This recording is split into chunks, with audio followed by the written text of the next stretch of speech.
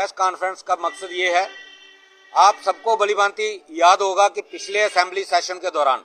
हमारे chief minister Omar Abdullah साहब की तरफ से एक कमेटी कॉन्स्टिट्यूट की गई थी जो डेली वेजर की रेगुलाइजेशन के लिए, और उस कमेटी को 6 महीने का टाइम दिया था। और साथ ही उमर साहब ने ये on the floor of the house ये वादा किया था कि अगले बजट सत्र में हम हाउस को भी बताएंगे और जनता को भी बताएंगे कि हमने डेली वेजर के लिए क्या किया है। और वो 1 साल का समय जो है वो पूरा होने जा रहा है और आने वाली 2 फरवरी से बजट सेशन शुरू होने जा रहा है। आज के प्रेस कॉन्फ्रेंस के माध्यम से हमारी सरकार से ये अपील है कि जो वादा सरकार ने पिछले बजट सत्र के दौरान किया था उस वादे को सरकार पूरा करे। हमें जैसे इनपुट मिला है कि चीफ सेक्रेटरी साहब ने अपनी रिपोर्ट जो है वो सीएम साहब को सौंप दी है। हम चाहते हैं कि जो भी रिपोर्ट इंप्लीमेंट की जाए, जो भी पॉलिसी डेली वेजर के लिए बनाई जाए, उसमें कम से कम जो लोग 30-30 साल डिपार्टमेंट को सर्विस देने के बाद रिटायर होकर घर चले गए हैं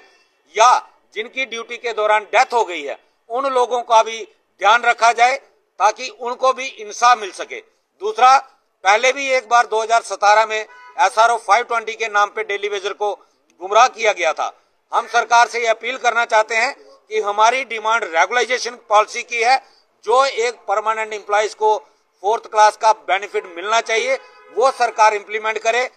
गुमराह करने की कोशिश जो है वो सरकार ना करे। तीसरा, हमारा मकसद ये है कि अगर सरकार इस बार भी डेली वेजर को धोखा देने की कोशिश करती है तो मेरी आपके चैनल के माध्यम से हर एक डेली वेजर साथी को ये अपील रहेगी कि अगर इस बजट सेशन में 6 फरवरी को बजट के अंदर डेली वेजर की रेगुलाइजेशन की घोषणा नहीं होती तो सभी डेली वेजर, हर एक डेली वेजर जितने भी डिस्ट्रिक्टों से हमारे हैं, जो भी मेरी आवाज सुन रहे हैं, वो 12 फरवरी को फिर जम्मू की सड़कों पे आ जाएं ताकि इस सरकार से इस बार हमारा एक ही मकसद है, इस सरकार से पॉलिसी लेनी है और वो किसी भी कीमत पर पॉलिसी हमें चाहिए। अगर सरकार खुद अपनी तरफ से घोषणा करती है तो PH एम्प्लॉइज यूनाइटेड फ्रंट खुले दिल से सरकार का वेलकम करेगा। और अगर सरकार ने पिछली 30 सालों की तरह इस बार भी धोखा देने की कोशिश की तो सरकार लड़ाई के लिए तैयार रहे। PH एम्प्लॉइज यूनाइटेड फ्रंट पूरी तैयारी में है। पॉलिसी नहीं तो घर वापसी नहीं, अभी नहीं तो कभी नहीं।